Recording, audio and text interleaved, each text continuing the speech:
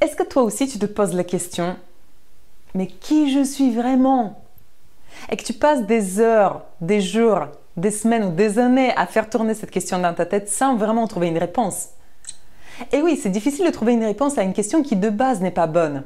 Parce que la question, ce n'est pas qui on est vraiment. La bonne question, c'est d'aller chercher quelles sont les facettes qui nous composent, d'aller mieux les connaître, ces facettes, les explorer, voir en quoi elles sont utiles et comment s'en servir, pour qu'on puisse enfin commencer à les aimer, toutes les facettes qui nous composent. Et pas de se dire je suis qu'une seule chose, une seule facette, et je ne suis pas celle de l'autre. Et l'autre, il a des facettes que moi je n'ai pas.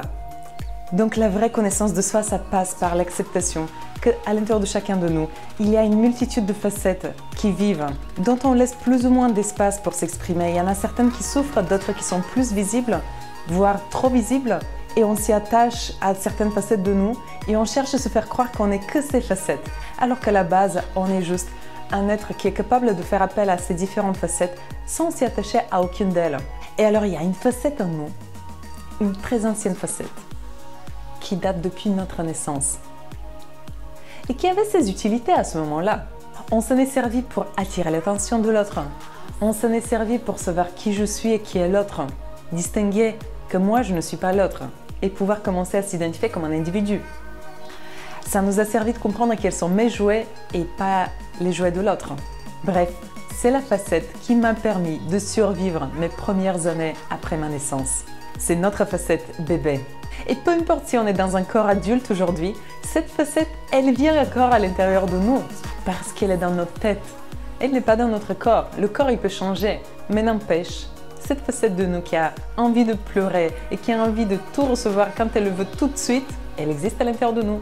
Sauf qu'on a bien compris qu'à l'âge adulte, on ne pouvait pas l'exprimer comme on pouvait l'exprimer quand on était bébé. Et donc des fois on galère parce qu'il y a le bébé à l'intérieur de nous qui se met à pleurer parce qu'il a besoin de satisfaire un besoin et on n'a pas le droit de l'exprimer. Donc on essaie de le masquer, on fait semblant d'être quelqu'un qu'on n'est pas pour se prouver déjà à soi-même, mais aussi à l'autre qui nous regarde, qu'on est une personne mature, qu'on est une personne adulte qui sait se maîtriser. Mais alors, la meilleure façon de ne pas pouvoir se maîtriser, c'est de faire abstraction à ce qui existe à l'intérieur de nous. Parce que ça va commencer à nous torturer de l'intérieur et on ne pourra pas le maîtriser mieux avec le temps. Quand on est dans une voiture et qu'on conduit et qu'il y a quelque chose d'étrange qui nous arrive, est-ce que la meilleure façon de faire face à la situation, c'est de fermer les yeux et de faire semblant qu'on n'a rien vu? Non! Et c'est pareil avec notre facette bébé. Si on ferme les yeux, qu'on bouche les oreilles, cette facette à l'intérieur de nous, elle va continuer à vouloir s'exprimer, elle va continuer à vouloir être entendue. Et tant qu'on n'a pas pris soin d'elle, elle va chercher à se manifester sous différentes formes. Et très facilement, elle peut nous amener vers la colère. Donc savoir reconnaître cette partie à l'intérieur de nous, c'est une tâche primordiale de chacun de nous, de prendre soin de ce bébé qui est encore à l'intérieur de nous. C'est indispensable pour notre bien-être, c'est indispensable pour notre santé mentale. Donc, la toute première chose qu'on a besoin de faire pour connaître mieux nos facettes, c'est de les identifier une par une et de s'observer pour essayer de voir à quel moment je les exprime. Sans identifier la facette, on ne peut rien faire. On va juste faire le bébé en cachette. On va se le cacher à soi-même d'abord. Et pour qu'on puisse maîtriser, il faut le dévoiler. Donc, première tâche, je dévoile le bébé. À quel moment de mon quotidien je fais mon bébé et avec qui? Alors, pour chacune de nos facettes, notre but, c'est de commencer à les aimer. Mais on ne peut pas aimer une chose qu'on ne connaît pas et dont on ne sait pas s'en servir et dont on ne connaît pas l'utilité. Donc, voyons tout d'abord quelle est l'utilité de notre facette bébé dans notre quotidien d'adulte. Une première utilité de notre partie bébé, c'est de pouvoir attirer l'attention de l'autre. Alors, ça passe soit par la séduction, soit le bébé qui se met à crier pour être sûr qu'il va attirer l'attention et que les gens vont venir s'occuper de lui.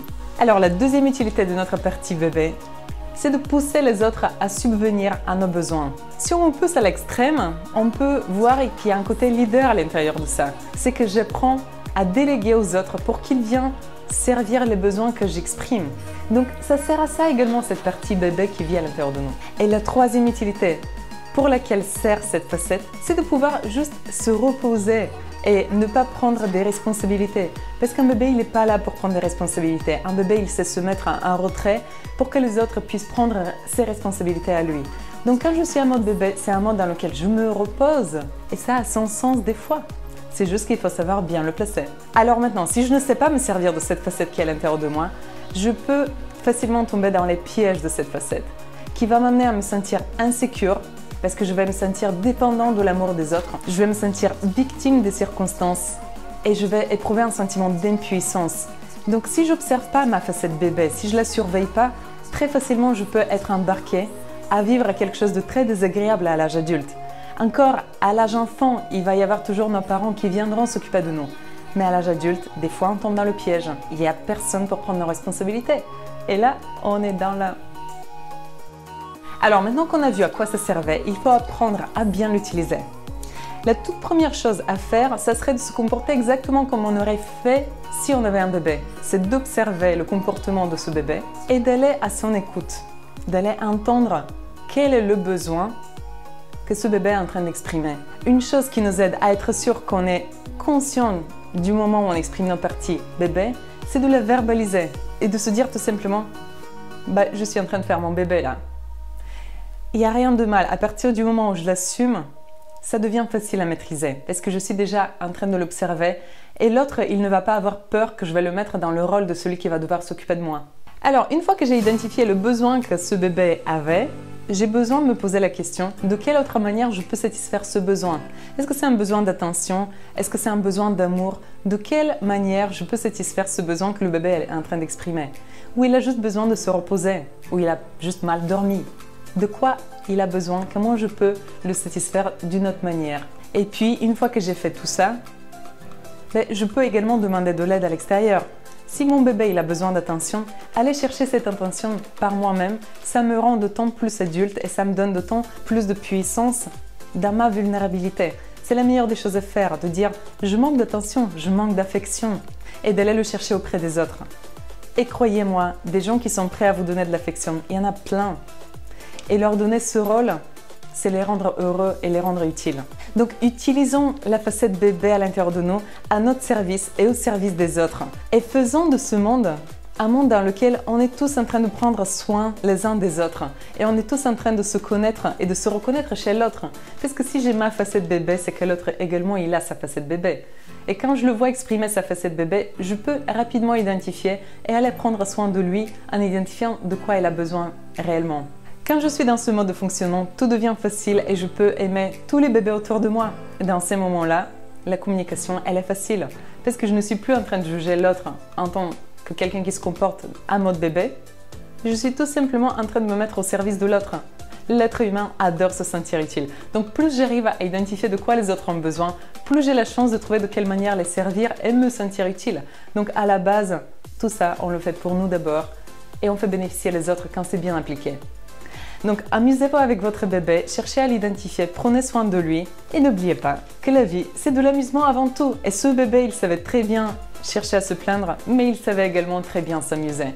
Écoutez le bébé et parfois peut-être qu'il va vous permettre de vivre des expériences hors de l'ordinaire et vous allez vous faire surprendre. On s'arrête là pour aujourd'hui, je vous souhaite une excellente journée et n'oubliez pas de vous abonner à ma chaîne si vous voulez voir comment on peut vivre une vie en accord avec nos valeurs, authenticité, liberté et amour. Bonne journée à vous et à bientôt.